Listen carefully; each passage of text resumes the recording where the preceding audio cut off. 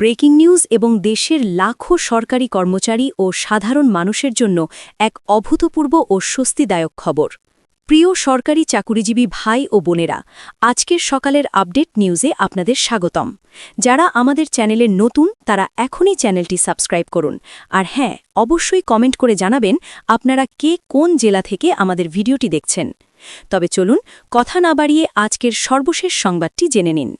দীর্ঘদিনের প্রতীক্ষা, বঞ্চনা ও অর্থনৈতিক হাহাকারের চূড়ান্ত অবসান ঘটিয়ে অবশেষে মাননীয় প্রধানমন্ত্রী তারেক রহমান এবং নতুন অর্থমন্ত্রী আমির খসরু মাহমুদ চৌধুরীর সরাসরি ও অত্যন্ত কড়া নির্দেশে জাতীয় নবম পে স্কেলের যুগান্তকারী গ্যাজেট প্রকাশের প্রক্রিয়া শুরু হয়েছে।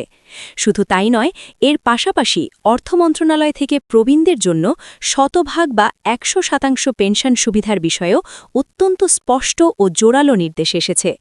নবনির্বাচিত প্রধানমন্ত্রী তারেক রহমান দেশের বর্তমান রূঢ় অর্থনৈতিক বাস্তবতায় আর এক মুহূর্তও সময়ক্ষেপণ না করে অর্থমন্ত্রী আমির খসরু মাহমুদ চৌধুরীর সঙ্গে এক অত্যন্ত জরুরি ও নীতি নির্ধারণী মেগা বৈঠক করে এই চূড়ান্ত গ্যাজেট প্রকাশের ঐতিহাসিক সিদ্ধান্ত গ্রহণ করেন। আজ সচিবালয়ে গণমাধ্যমের সামনে অর্থমন্ত্রী আমির খসরু অত্যন্ত আত্মবিশ্বাসের সাথে বলেন, মাননীয় প্রধানমন্ত্রী তারেক রহমান আমাদেরকে দেশের এই ভগ্নপ্রায় অর্থনীতি সামলে যেভাবে দ্রুত গ্যাজেট প্রকাশের জন্য কড়া দায়িত্ব দিচ্ছেন, আমরা অর্থ মন্ত্রণালয়ের পক্ষ থেকে ঠিক একই আধুনিক ও বিজ্ঞানসম্মত পদ্ধতি অনুসরণ করে অত্যন্ত দ্রুততার সাথে সকল কিছু বাস্তবায়ন করব এবং কর্মচারীদের পাওনা বুঝিয়ে দেব। প্রধানমন্ত্রী তারেক রহমানের সরাসরি নির্দেশক্রমে আগামী পবিত্র ঈদুল ফিতরের আগেই দেশের একটি বিশাল ও অভাবগ্রস্ত জনগোষ্ঠীর মাঝে বিশেষ ফ্যামিলি কার্ড বা রেশন কার্ড প্রদানের মহাপরিকল্পনার সঙ্গে সঙ্গে সরকারি চাকুরিজীবীদের জন্য বহু প্রতীক্ষিত নবম জাতীয় বেতন স্কেল কার্যকর করে এর গ্যাজেট চূড়ান্তভাবে তৈরি ও প্রকাশ করা হবে। আজকের এই অত্যন্ত তাৎপর্যপূর্ণ বৈঠকে বেশ কিছু মানবিক ও অর্থনৈতিক বিষয় চূড়ান্তভাবে উল্লেখ করা হয়েছে। বিশেষ করে সরকারি চাকুরিজীবীদের মধ্যে যারা একেবারে নিম্ন গ্রেডে বা ১১ থেকে ২০ গ্রেডে কর্মরত আছেন এবং নিত্যদিনের বাজার করতে গিয়ে যারা হিমশিম খাচ্ছেন, তাদের জন্য এই বিশেষ ফ্যামিলি কার্ড বরাদ্দ থাকবে। এটি বর্তমানের এই চরম ঊর্ধ্বমুখী ও পাগলা ঘোড়ার মতো বাজারে তাদের হারানো অর্থনৈতিক গতি ফেরাতে এবং পরিবারের মুখে দুমুঠো পুষ্টিকর খাবার তুলে দিতে যথেষ্ট ও অত্যন্ত কার্যকর ভূমিকা রাখবে বলে অর্থনীতিবিদরা মনে করছেন। শুধুমাত্র মহিলাদের জন্য নয়, বরং এই সর্বজনীন সুবিধা চালু করায় দেশের অসংখ্য নিম্ন আয়ের চাকুরিজীবী ও খেটে খাওয়া সাধারণ জনগণের আর্থিক গতি ও মানসিক শান্তি ফিরে আসবে এবং তারা ঋণের দুষ্টচক্র থেকে মুক্তি পাবেন।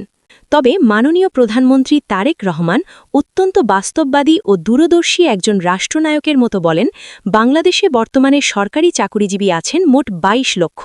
আমরা চাইলেই আবেগতাড়িত হয়ে রাতারাতি সকলের জন্য বা দেশের প্রতিটি নাগরিকের জন্য এই ফ্যামিলি কার্ডের বিশাল আর্থিক সুবিধা কার্যকর করতে সক্ষম নয়। কেননা সদ্যবিদায়ী স্বৈরাচারী ও অন্তর্বর্তীকালীন সরকারের চরম অদক্ষতা ও লুটপাটের কারণে দেশের সামষ্টিক অর্থনৈতিক অবস্থা বর্তমান সময়ে খুব একটা সচল বা শক্তিশালী নয়। এর মাঝে যদি কোনো হিসাব নিকাশ ছাড়া সবাইকে ঢালাওভাবে ফ্যামিলি কার্ড প্রদান করা হয় এবং দেশের ১৮ কোটি জনগণের সকলেই যদি এই ভর্তুকি মূল্যের কার্ডের সুবিধা একযোগে ভোগ করতে চায়, তাহলে রাষ্ট্রীয় কোষাগারের ওপর এক অকল্পনীয় চাপ পড়বে এবং দেশের বৈদেশিক মুদ্রার রিজার্ভ কয়েক মাসের মধ্যেই শূন্যের কোঠায় নেমে আসবে, যা দেশকে দেউলিয়াত্বের দিকে ঠেলে দেবে। যার ফলস্বরূপ দেশের অর্থনীতির এই চরম রূঢ় বাস্তবতাকে মেনে নিয়ে এবং সামষ্টিক অর্থনৈতিক ভারসাম্য বজায় রাখতে শেষ পর্যন্ত অর্থমন্ত্রীর সঙ্গে মাননীয় প্রধানমন্ত্রী তারেক রহমান এক অত্যন্ত জরুরি ও চুলাচেরা বিশ্লেষণমূলক বৈঠকের মাধ্যমে সিদ্ধান্ত নিয়েছেন যে শুধুমাত্র ৫ লক্ষ হতদরিদ্র পরিবারকে এবং নিম্ন গ্রেডের কর্মচারীদের প্রাথমিকভাবে প্রথম ধাপে এই ফ্যামিলি কার্ডের আওতায় আনবেন, যেখানে অত্যন্ত স্বচ্ছ প্রক্রিয়ায় এবং কোনো দলীয়করণ ছাড়াই সাধারণ অভাবী মানুষ ও নিম্ন আয়ের সরকারি চাকুরিজীবী ও খেটে খাওয়া সাধারণ জনগণের মাঝে এই কার্ড বিতরণ করা হবে, যাতে প্রকৃত অধিকারীরা এর সুফল পান। নতুন সরকারের অর্থমন্ত্রী আমির খসরু মাহমুদ চৌধুরী অত্যন্ত সহমর্মিতার সাথে বলেন, আমরা খুব ভালো করেই জানি যে বাংলাদেশের প্রতিটি সেক্টরে, বিশেষ করে মাঠ প্রশাসনে কর্মরত সরকারি চাকুরিজীবীদের বর্তমান অর্থনৈতিক অবস্থা খুব একটা ভালো নয়। বিশেষ করে ১১ থেকে ২০তম গ্রেডের প্রত্যেকটি চাকুরিজীবীর এবং তাদের পরিবারের থমকে যাওয়া অর্থনৈতিক চাকা আবার ফেরাতে হলে এবং তাদের মুখে হাসি ফোটাতে হলে অবশ্যই একটি বৈষম্যহীন ও পূর্ণাঙ্গ নবম বেতন স্কেল বাস্তবায়নের ভূমিকা অত্যন্ত অপরিসীম এবং এর কোনো বিকল্প নেই। তবে তিনি অত্যন্ত আক্ষেপের সাথে উল্লেখ করেন যে বর্তমান এই ভয়াবহ মূল্যস্থিতিতে সবথেকে বেশি ক্ষতিগ্রস্ত ও মানবেতর জীবনযাপন করছেন ১৭ থেকে ২০ গ্রেডের একেবারে নিচের সারির কর্মচারীরা, যেমন অফিস সহায়ক, পিয়ন, নৈষ্ঠ প্রহরী বা পরিচ্ছন্ন কর্মীরা।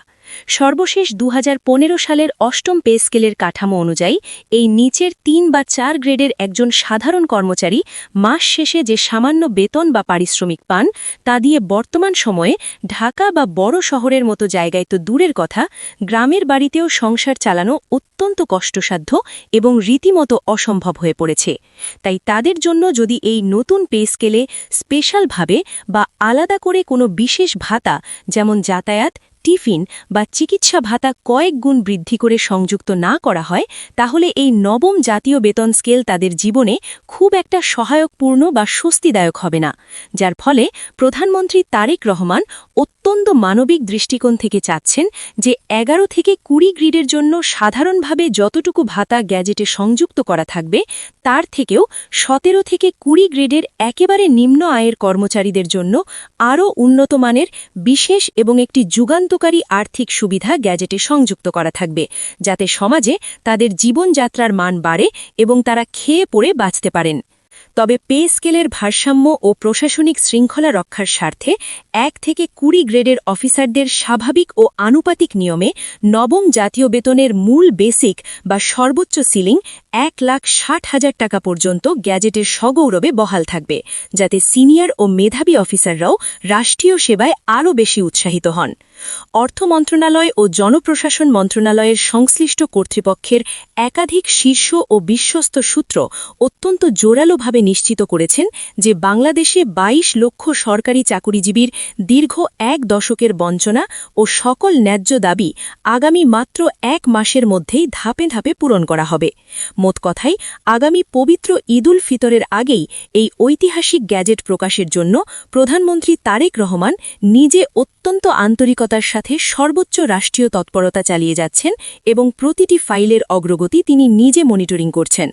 মাননীয় প্রধানমন্ত্রী তারেক রহমান ও অর্থমন্ত্রী আমির খসরু মাহমুদ চৌধুরী আজ জাতির উদ্দেশ্যে অত্যন্ত স্পষ্ট ও দ্ব্যর্থহীন ভাষায় বলেছেন, যেহেতু আমরা জনগণের বিপুল ম্যান্ডেট নিয়ে দেশ পরিচালনার এই বিশাল ও কঠিন দায়িত্ব গ্রহণ করেছি, তাই আমরা দেশের আপামর সরকারি চাকুরিজীবীদেরকে অত্যন্ত দৃঢ়ভাবে আশ্বস্ত করতে চাই যে তাদের থমকে যাওয়া অর্থনৈতিক গতি ফেরানোর এবং তাদের হারানো সম্মান পুনরুদ্ধারের সম্পূর্ণ দায়িত্ব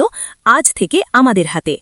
আমরা অর্থ মন্ত্রণালয়ের নির্ঘুম রাতের মাধ্যমে যথেষ্ট চেষ্টা করব আগামী পবিত্র ঈদ উল ফিতরের আগেই এই নবম পে স্কেলের গ্যাজেট সম্পূর্ণরূপে ও ত্রুটিমুক্তভাবে প্রকাশ করার জন্য, যাতে করে দেশের প্রতিটি সরকারি চাকুরিজীবী আগামী মাস থেকেই তাদের চূড়ান্ত বেতন বৃদ্ধির সুবিধা যথাযথভাবে ও কোনো আমলাতান্ত্রিক হয়রানি ছাড়াই ভোগ করতে সক্ষম হন এবং তাদের পরিবারে ঈদের আনন্দ বহুগুণে বৃদ্ধি পায়।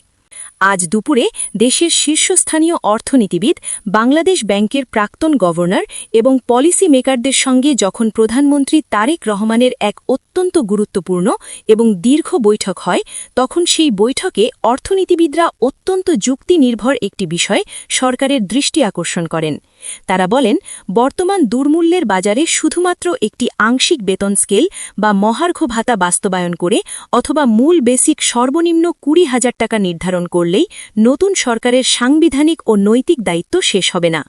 নতুন সরকারকে অবশ্যই একটি দীর্ঘমেয়াদী ও টেকসই চিন্তাভাবনা থেকে শতভাগ বা ১০০% পেনশন সুবিধার আওতায় এনে দেশের লাখ লাখ প্রবীণ অবসরপ্রাপ্ত কর্মকর্তা ও কর্মচারীদের আর্থিক সক্ষমতা ও শেষ জীবনের সামাজিক নিরাপত্তা বহুগুণে বৃদ্ধি করতে হবে।